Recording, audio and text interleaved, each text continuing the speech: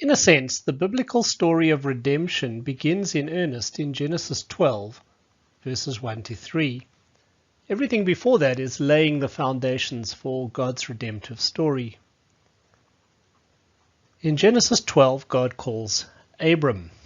And if you remember, God says to him that I'm going to bless you, so you will be blessed. I'll make your name great. I'll give you lots of descendants. Later he'll add that I'll give you land. So there's this promise to bless Abram. We call this the top line of the Abrahamic covenant. The top line. Then God says, and you will be a blessing. In you, all the peoples of the earth are going to be blessed. In other words, the bottom line of the Abrahamic covenant is that he's going to be a channel of God's blessing to the rest of the world.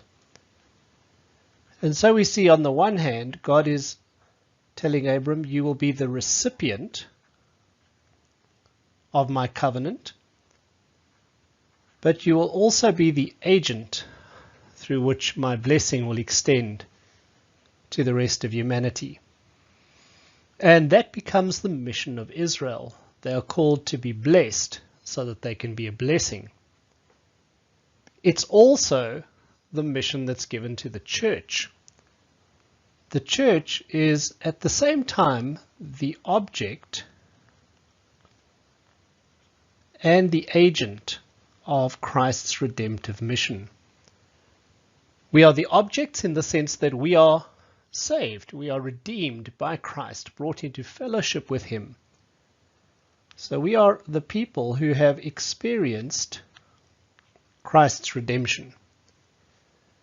Having experienced it, we have become sons and daughters of God. We've been brought into his family, so we are sons and daughters of God.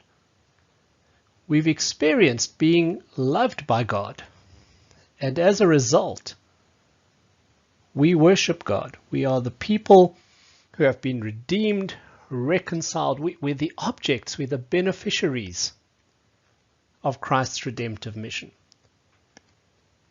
But as with Abram, the moment we receive a blessing, we are to become agents, channels of that blessing to the rest of the world. As agents, we are called to express Christ's redemptive mission, to tell the rest of the world about it. In this sense, we occupy the position of servants, those who serve the mission of God on earth. We labor and we express our responsibility by being workers, by working to make Christ known to the rest of the world. So the church is the object of Christ's redemptive mission. We are the people reconciled as a result of what Jesus did.